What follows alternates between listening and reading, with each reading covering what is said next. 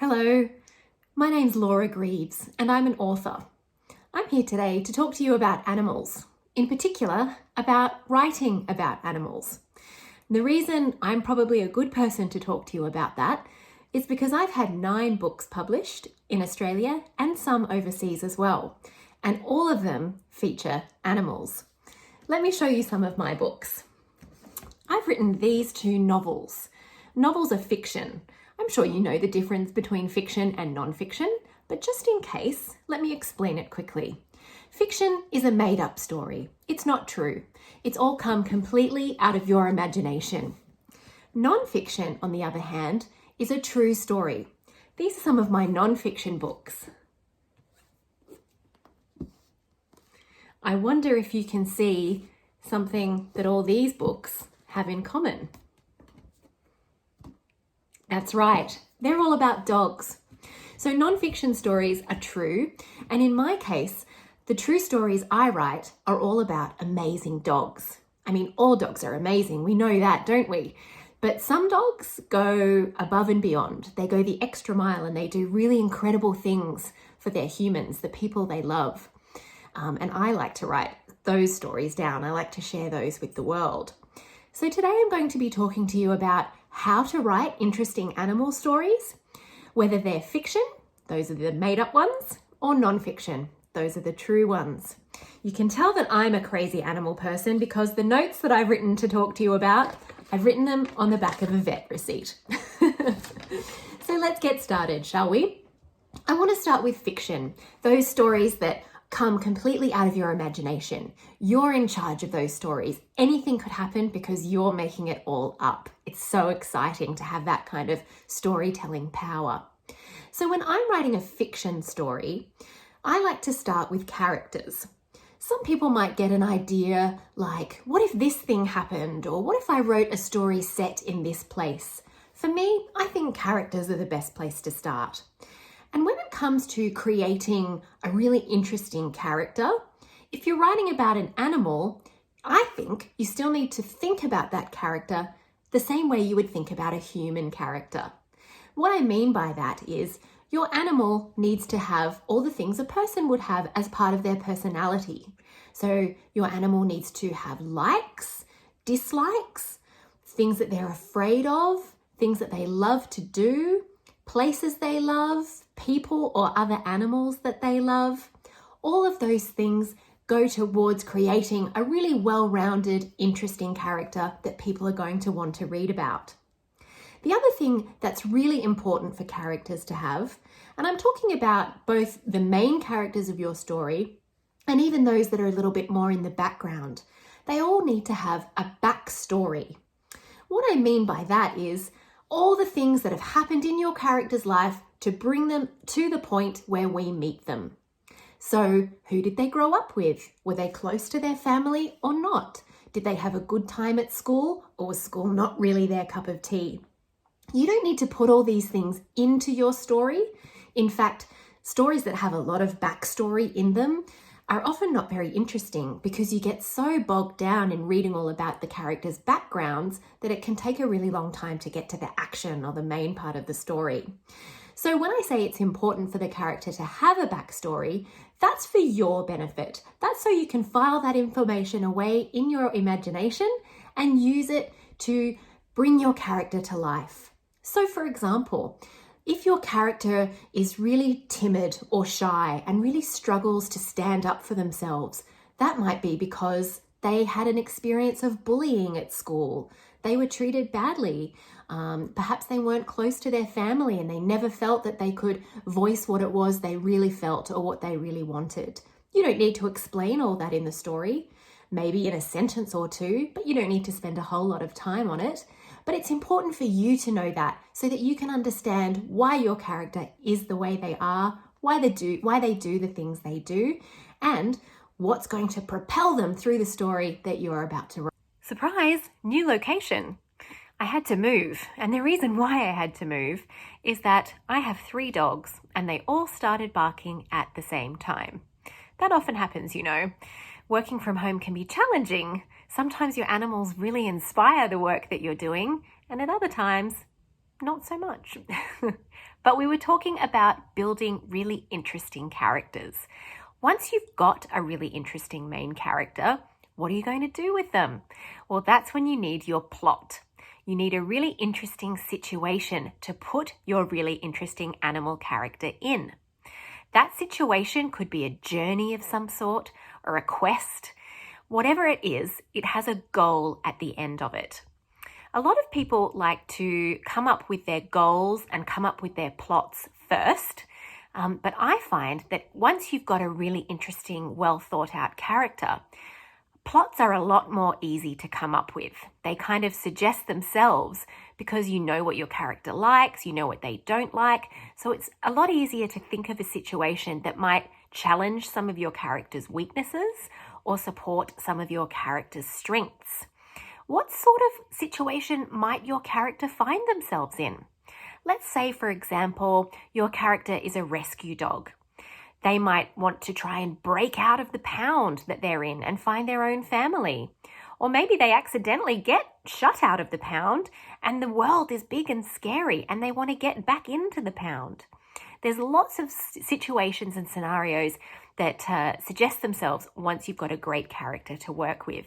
You might like to write down your character's name and then just brainstorm all around that name the various different kinds of situations that you could imagine your character finding themselves in. Okay, so now you've got your interesting character, your exciting plot. You don't want to make it too easy for your character. When we read books, the ones that tend to stick in our minds or the ones that make us most excited as readers are the ones that really challenge the characters, where they have to really work hard in the story. That brings us back to what I mentioned before, which is their goal. Every character in every book you've ever read has a goal, something that they really, really want, and something that they're going to spend the entire story trying to get. So in the case of our rescue dog, for example, let's say he does want to find his own family. How is he going to do that? Every single thing that happens in the story, every person he meets has to help him in some way get closer to his goal. So perhaps he's meeting other helpful dogs or other helpful animals in the pound that help him break out. Then maybe once he gets out of the pound, maybe he meets a tough street cat who helps him learn how to survive on the streets. Then maybe he meets a kind old lady who takes him in for a night and gives him something to eat and a warm place to sleep. So everyone that comes into your story is there to get your character a little bit closer to that goal. Goals need to be what's called high stakes. That means that not achieving the goal would result in your character losing something. It could be something as serious as their life or their health, or it could be losing the place that they live. It could be losing somebody that's very close to them, their best friend, their brother, their mum.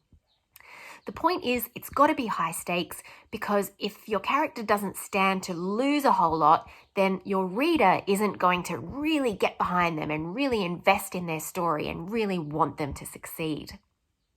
Of course, we don't want it to be too easy for your character to reach their goal. They also need what's called conflict. If you've learned about writing stories at school, you might have heard conflict called challenges or obstacles, difficulties, problems. It's all of those things. Basically, conflict is the hard stuff. It's the stuff that makes your character look like they're going backwards instead of forwards. Conflict can sometimes be sneaky. It might not be a big obvious thing that they have to conquer. You know, it might not be something as clear as breaking out of the pound. Conflict can also be something within your character. For example, let's say the dog in this story is very timid and very shy and isn't brave enough to want to go out into the big wide world, even though they desperately want a family. Or maybe they're just very tiny and they can't reach the door handle or they can't reach the window. So conflict can be all kinds of stuff, big scary things or little more challenging things. But you need a lot of conflict in your story to make it harder for your character to achieve their goal. Even people that they meet, whether those people are actual human people or other animals, they don't always have to be obviously helpful. They might not necessarily be opening the door so the dog can get out of the pound. They might be someone who says something to the dog that makes the dog realize he is brave. So even though they don't necessarily look like they're giving the character a hand, they're helping them to grow and change and find things inside themselves that's going to help them get to their goal as well. But of course, we do like it when it's tricky. We do like them having to work for what they get. And one of the best ways to do that is to have an antagonist. An antagonist is sometimes also called a villain or a bad guy. It's basically someone that your main character constantly butts heads with, always comes up against on the way to achieving what it is that they want. Basically, the antagonist's job is to try to stop your main character from reaching their goal.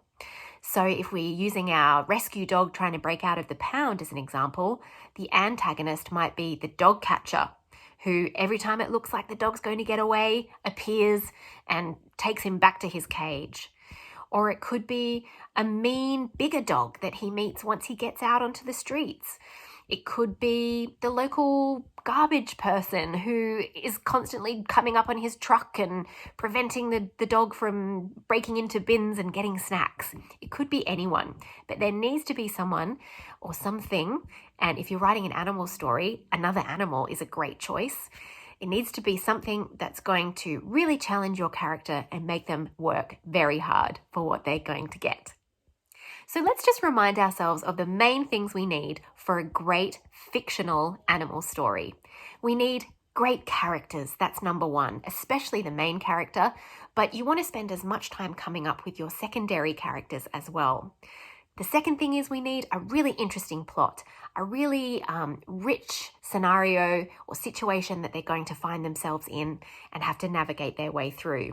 They need a goal, a really big goal, something huge that it often looks like they won't get, but they're going to work and work and work and never stop trying to reach that goal.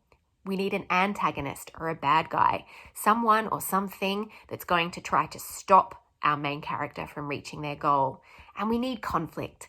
We need problems along the way, things that are going to challenge our character, make them grow, make them become a stronger person so that when they do eventually reach their goal, and spoiler alert, they always reach their goal. The end of the story is your character reaching their goal. But we want them to have to work hard for it so that when they get there, we're really along for the ride and we're just sucked into the story. And when they win, we feel like we've won. So important. Those are my best tips on how to write a great animal fictional story. The one other thing I would say is go back and read some of your favorite animal stories. Really look for the things that we've discussed in this video in those stories. Look at the characters and how they're built, what makes them interesting and what makes you want to be on their side and want to see them win. Pay close attention to the plot. How does it unfold? Does the character drive the plot? Look for the goals, look for the obstacles, look for the antagonist or the bad guy. Really read closely and see if you can understand why those things work, why those things draw you into the story and really keep you hooked from the first word until the very last one. Now let's talk about nonfiction. Most of the books I write these days are nonfiction. Just a reminder, that means they're true. They're all based on fact and research. So when it comes to writing nonfiction, especially about animals, you don't want to just hit your reader with a ton of facts. This is a dog. This is what a dog looks like. This is what a dog eats. This is how long a dog lives. These are a dog's favorite things to do. That stuff is really interesting, sure, but it's about the way you present it. When you're writing nonfiction, although it's all true and you want to make sure everything is correct, you can still write these stories as if you were writing a fictional story. You can write about real animals as though you were making them up. And what I mean by that is you can find out all about those personality traits that we discussed when we were talking about fiction. What does your real dog like to do? Is there anything she's afraid of or that she really doesn't like? Are there particular people that she's really fond of and other people she's not so crazy about? Where does she like to take naps? What's her favorite treat? Has she ever done anything really naughty? Has she ever done anything really amazing? Did she let you know that your house was on fire? Did she save somebody's life? All this stuff is so important.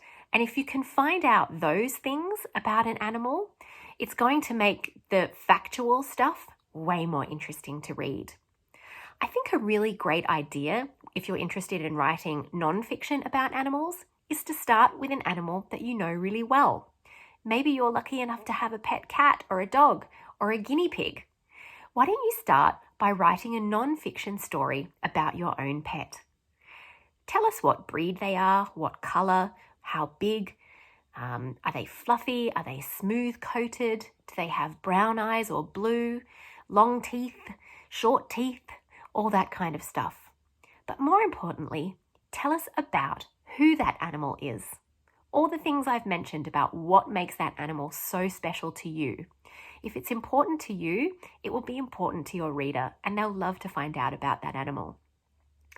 Another thing to bear in mind when we're writing nonfiction about animals is that animals and people are always together in one way or another, whether it's a pet owner, whether it's a park ranger working with wildlife. Wherever there's animals, you're likely to find people as well. And we can often find out more about an animal by finding out more about the people.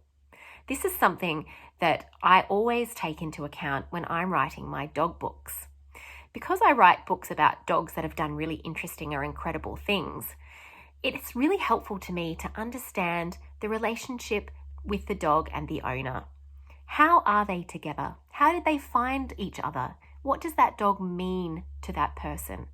What kinds of things do they like to do together? By describing their relationship and understanding the bond that they share, it can help me learn more about the animal, and it can make the story that I'm writing so much more interesting and emotional. It's learning how the people and the animal live together that really helps to, how should I describe it? Tug at the heartstrings, I suppose. Because often when you're writing about animals, you're looking for emotion. Even with nonfiction, when it's very tempting to fall into the trap of thinking it's just facts, there's no emotion. You need emotion. That doesn't mean you need to write stories that make people cry. There's a whole range of emotions that aren't just sadness. There's excitement, there's happiness, there's amusement, and we know that animals are often very funny. So try to get those emotions into your nonfiction as well. Even when you're telling a reader facts about something, you still want them to be really interested and engaged. You want them to feel moved. You want them to have a reaction in their chest, their heart, or in their tummy. And finding out those details is really, really important. When you're writing nonfiction stories, one of the things you'll definitely need to do is research. Research means finding out everything you can about the topic you're writing about. So if we use dogs as an example again, you might want to know everything about a particular breed of dog or a particular place that a dog lived in or went on a journey to. There's lots of different ways you can research. These days, we're very lucky that there's a world of information at our fingertips on the internet. So you could look at Wikipedia pages, you could read articles about your subject, you can watch movies on YouTube or elsewhere. You can still get books out of the library, or you can buy books, or you can download them. There's lots of places to get lots of research. One of the things I do a lot of when I'm writing my books is interviews. That means that I ring somebody up or I meet with them and I ask them all about their pet and all about the particular situation that I'm writing about. So in one of my books, Dogs with Jobs, it was all about dogs that have different jobs. It was a clever name, that one. One of those dogs was called Bailey, and he lives at the Australian Maritime Museum in Sydney. His job is, because he still works there, is to chase birds away from the ships that are part of the museum. And the reason he does that is because those birds poo all over the ships and get them very dirty and create a big mess and a very slippery, dangerous hazard for museum visitors. So to find out all about Bailey, I went to the museum and I met Bailey's owner, a man named Adrian. We talked all about Bailey, about where he came from, about how he was trained to do the job that he does. And then we went for a walk around the museum so that I could see Bailey chasing the seagulls and I could really understand how he did the job he was hired to do. When I say hired, I mean he gets paid in treats and belly rubs, so it's a pretty sweet deal for Bailey. So actually going there and seeing it firsthand is a great way to research, because someone can explain something to you a million times, but until you see it or do it or try it yourself, you don't quite have the understanding of it. So when you're writing nonfiction about animals, I would definitely encourage you to spend as much time as you can with the animals that you're writing about. It will just give you an insight into their lives and personalities and the situation that you're writing about in a way that no amount of reading really can. I think that's all the best tips I have to share with you today about writing about animals, both fictionally and non-fictionally. I hope that this has been helpful for you. I think it's wonderful that you're interested in writing about animals. I love them. They're so interesting. They can't talk, but they have a million stories to tell. And as writers, one of the most important things we can do is tell those stories. So go now and write. Find an animal, whether it's a pet, whether it's your neighbor's cat. Find an animal, write a wonderful story, and get it out there. Share it with the world. I've been Laura Greaves. Thank you so much for watching this video.